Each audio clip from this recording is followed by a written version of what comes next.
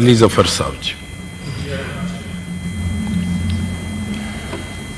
आज जनाब चेयरमैन मैं सिर्फ एक सेनेटर की हैसियत से नहीं बल्कि एक इस गवाह की हैसियत से पेश हो रहा हूं, यहां इधर खड़ा हूं, जो गवाह है कि इंसाफ को दफन करने की कोशिश की जा रही है। कल जनाब chairman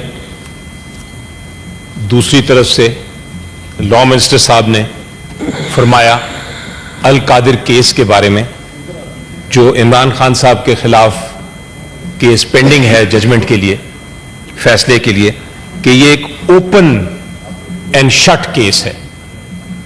open and shut case उन्होंने कहा, और ये ओपन एंड शट केस की आवाज बार बार गूंज रही है मुख्तलिफ मिनिस्टर्स जो हैं गवर्नमेंट की तरफ से। तो मैं उनको कहना चाहूंगा जनाब चेयरमैन जी प्लीज, कि जो चीज ओपन है वो उनकी इमेजिनेशन है, उनका ख्याल है, और जो कुछ बंद है वो उनका कानून की समझ और इंसाफ का एहसास बंद है। Open and close is there imagination and what is closed is their sense of justice. जनाब चेयरमैन, आप सबसे पहले इमरान खान साहब के खिलाफ तोशाखाना केस की बात करते हैं। तोशाखाना केस, जिसको तोशाखाना 1 केस कहा जाता है, उस पे भी हुकूमत कहती थी कि ये ओपन एंड शट केस है।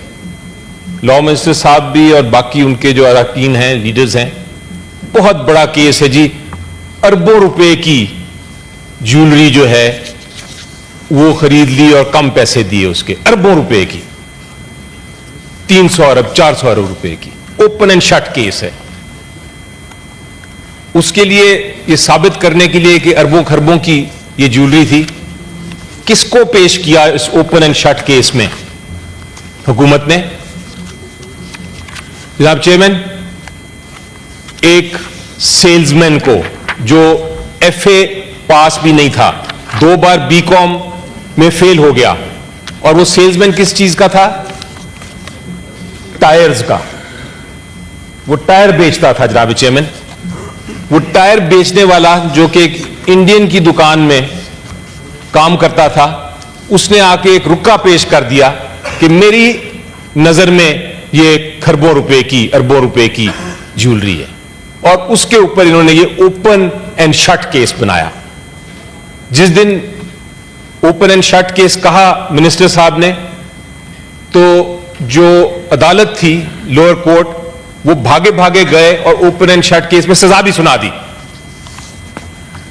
लेकिन जब मैं पेश हुआ थैंक यू हाई कोर्ट में, तो ये केस पहले दिन ही ओपन हुआ और उसी दिन ही शट हो गया। अदालत ने पहले दिन ही, पहली समाअत में यह कहा कि जनाब, इस केस में आप एक सेल्समैन को लेके आए हैं, आप एक ऐसे सेल्समैन को लेके आए हैं जिसको ज्वेलरी का पता भी नहीं है, जो एक टायर बेचता है, उससे आपने ये केस बनाया, तो आपका जो सेंटेंस है और कन्विक्शन है इस ओपन एंड शट केस की, मैं खत्म करता हूं।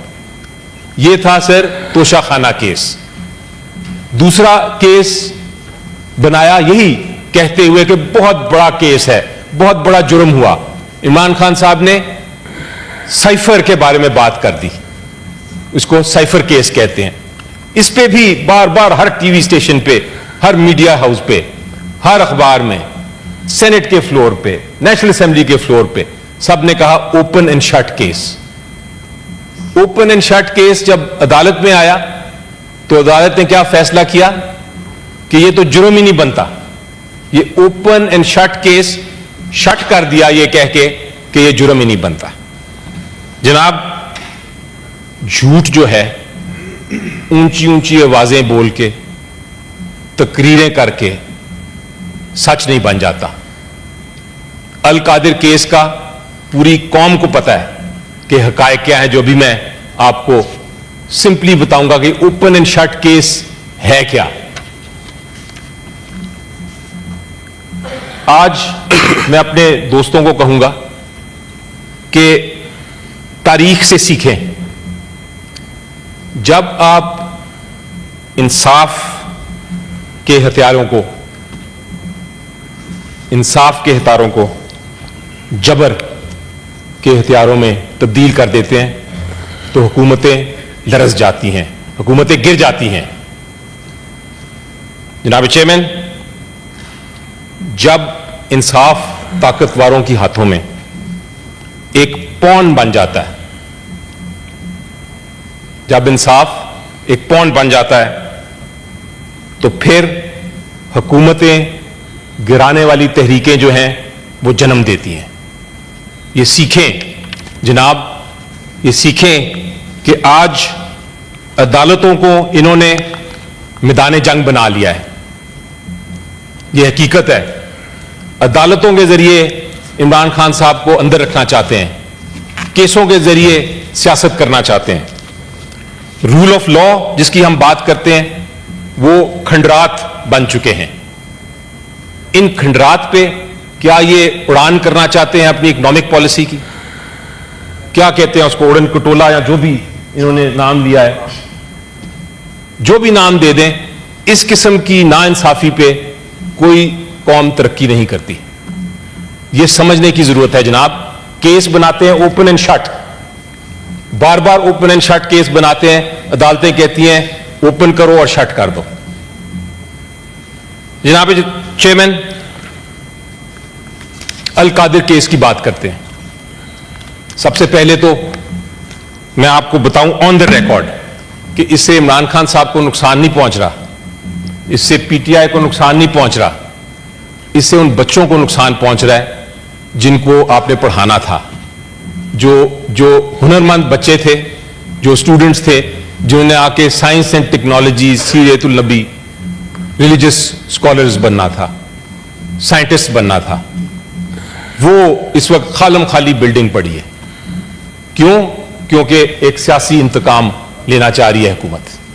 जनाब चेयरमैन, इसमें कहते क्या है ये? कल मैंने सुना बात, और ये बार बार कहते हैं कि जी 190 मिलियन डॉलर्स या पाउंड्स का नुकसान पहुंचाया इमरान खान साहब ने। हकीकत क्या है?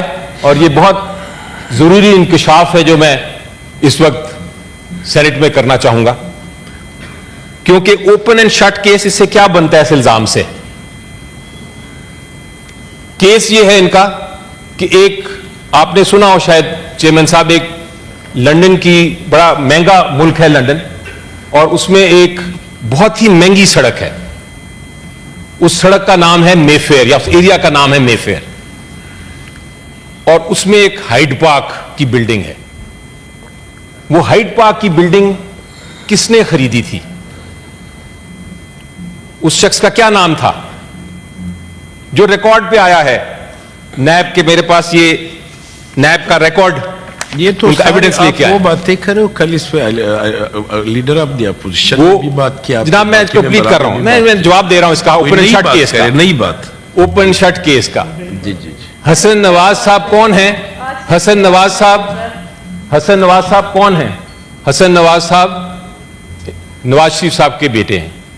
उन्होंने ये मेफेयर में 190 मिलियन, जितने भी आप कह लें रुपए या डॉलर या पाउंड्स, उसकी किस तरह का और कब खरीदी थी? कब खरीदी थी उन्होंने? जब नवाज शरीफ साहब प्राइम मिनिस्टर थे। तो ओपन एंड शट केस तो यह बनता है कि पहले यह पूछा जाए कि इतनी महंगी प्रॉपर्टी खरीदने के लिए पैसे कहां से आए। यह है सवाल, यह है सवाल जनाब चेयरमैन। अब आप आगे चलते हैं। ये इशू क्या है? अल कादिर केस का इशू बड़ा स्ट्रेट फॉरवर्ड है। इल्जाम यह लगाया गया है कि जनाब 190 मिलियन पाउंड जो पड़े थे मलिक रियाज साहब के इंग्लैंड में, वो उसको जो 190 मिलियन पाउंड्स पड़े थे, उनको वो जुर्म के पैसे थे, वो प्रोसीड्स ऑफ क्राइम थे।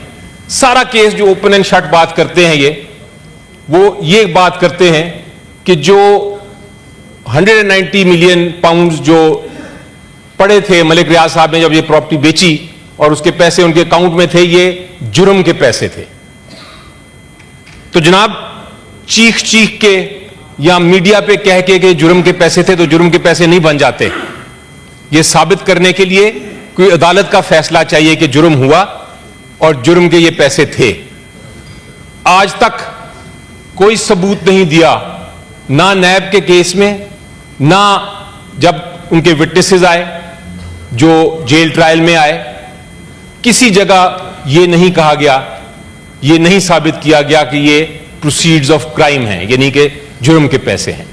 अगर ये जुर्म के पैसे नहीं थे तो एनसीए ने, जो एनसीए एक यूनाइटेड किंगडम की ऑर्गेनाइजेशन है, उन्होंने जब पैसे फ्रीज किए तो उन्होंने ये फैसला खुद किया कि ये चूंकि प्रोसीड्स ऑफ क्राइम नहीं है तो इसको रिलीज कर दिया जाए, यानी कि इस पैसे के साथ हुकूमत का कोई ताल्लुक नहीं था।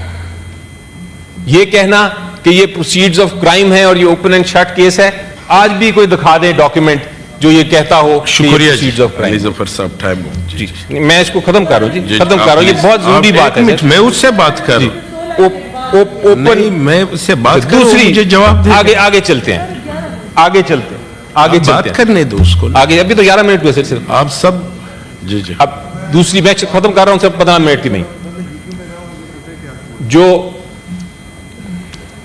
जो सर 190 मिलियन पाउंड्स का ये कहना कि प्रोसीड्स ऑफ क्राइम है, जबकि प्रोसीड्स ऑफ क्राइम ही नहीं है, तो ये केस ही खत्म हो जाता है पूरा का पूरा। दूसरा इनका ये कहना है कि जनाब ये काबीना ने फैसला किया कि ये जो एनसीए है उसने चूंकि फ्रीज किए हुए थे, तो काबीना ने फैसला किया कि इसको डी फ्रीज कर दिया जाए पैसे को। तो जनाब चेयरमैन, फिर मेरे पास पड़ी है ये जो काबीना का फैसला है।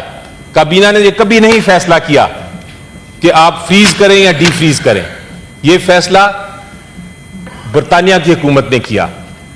उन्होंने, उनकी जो ऑर्गेनाइजेशन है एनसीए, उन्होंने कहा कि चूंकि ये प्रोसीड्स ऑफ क्राइम नहीं है, जुर्म का पैसा नहीं है, तो हम इसको डी फ्रीज कर देते हैं।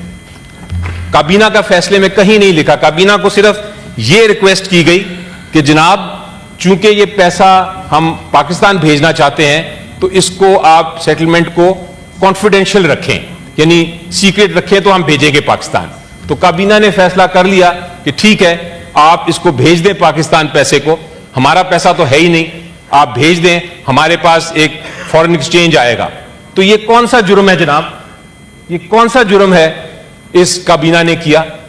और अगर काबीना ने कोई जुर्म किया था तो फिर सारी काबीना को आप केस फाइल करते, उनके खिलाफ प्रोसिक्यूशन करते। आपने खाली इमरान खान साहब को और उनकी मिसेज, जो कि काबीना का हिस्सा भी नहीं थे, उनको पिक कर लिया। ओपन एंड शट केस कहां है? ये ओपन होगा और ये शट होगा, बेशक नीचे से ये जजमेंट ले आए। तीसरी बात वो ये करते हैं, तीसरी बात वो ये कहते हैं ओपन एंड शट केस है क्योंकि इमरान खान साहब ने फायदा लिया। जनाब फायदा क्या लिया कि मलिक रियाज साहब ने डोनेशन दी अल कादिर ट्रस्ट को, जो एक चैरिटेबल ट्रस्ट है, नॉट फॉर प्रॉफिट ट्रस्ट है, बच्चों को पढ़ाता है। क्या डोनेशन देना जुर्म है? अगर डोनेशन देना जुर्म है तो जितने अस्पतालों को हम डोनेशन देते हैं, जितने यूनिवर्सिटीज को हम, जितनी चैरिटेबल ऑर्गेनाइजेशन को हम पैसे देते हैं, वो जुर्म है। दूसरा इनका यह कहना है कि जनाब चूंकि इमरान खान साहब ट्रस्टी थे, चूंकि वो ट्रस्टी थे, ट्रस्ट में उनका नाम है, इसलिए उन्होंने बेनिफिट लिया। अब जिस तरह मैंने कहा कि इनका जो दिमाग शट है वो ये है कि इनको कानून नहीं पता। शायद ट्रस्टी का चैरिटेबल इंस्टीट्यूशन में कोई हक नहीं होता उसके एसेट्स में। अगर ईदी ट्रस्ट को आप देते हैं पैसा, तो ईदी के जो ट्रस्टीज हैं वो, उनके पास कोई हक नहीं है कि वो आपकी डोनेशन को पकड़े या उसे कोई फायदा उठाएं। चैरिटेबल इंस्टीट्यूशंस जो हैं जनाब चेयरमैन, वो उनके ट्रस्टीज का कोई हक नहीं होता चैरिटेबल इंस्टीट्यूशंस की असासों पे। यूनिवर्सिटी जो यूनिवर्सिटी है, शौकत खानम का एग्जाम्पल आप ले लें। शौकत खानम को जो डोनेशन होती है, इमरान खान साहब शायद उसके ट्रस्टी हैं, उनको कोई फायदा नहीं होता। तो ये जो हमने एक अपना चैरिटी का सिस्टम, मैं बड़ा फख्र से कहता था कि पाकिस्तान जो है, हम लोग जितना भी आप बदनाम कर लें हमें, लेकिन चैरिटी के मामले में हम नंबर 1 है। हर कोई देना चाहता है। इस चीज को, चैरिटी के जो प्रिंसिपल है, जो हमारा असूल है और जो हमारी जो एक पाकिस्तानियों की शनाख्त है, इसको अटैक कर रहे हैं हुकूमत इस case open and shut case कह के। तो जनाब तीनों काउंट्स पे ये ओपन एंड शट केस नहीं है, लेकिन फिर भी मैंने अपने 40 साल में सर, मैं एंड कर रहा हूं, 40 साल में सर मैंने ये नहीं देखा, कभी नहीं देखा, मैं लॉयर हूं, प्रैक्टिस करता हूं, हमेशा ये होता है कि जो जिसके खिलाफ केस हो वो घबराया होता है, उसको नहीं पता होता कि जजमेंट क्या आ रही है, उसको नहीं पता होता फैसला उसके खिलाफ क्या आने लगा है। ये पहली बार देखा है मैंने कि एक फैसला जिसके ऊपर इल्जाम लगाया है उससे दौड़ रहा है। जी शुक्रिया। 3 बार ये हो चुका है, शुक्रिया फैसला करने की, और वो दौड़ गए। जी शुक्रिया जनाब चेयरमैन, नहीं अभी बस 1 मिनट और जी, 1 मिनट और सर। जनाब चेयरमैन, मैं टाइम से ज्यादा हो गया। कंक्लूड कर रहा हूं सर, कंक्लूड कर रहा हूं। सो फायदा भी नहीं हुआ जनाब। अब फैसला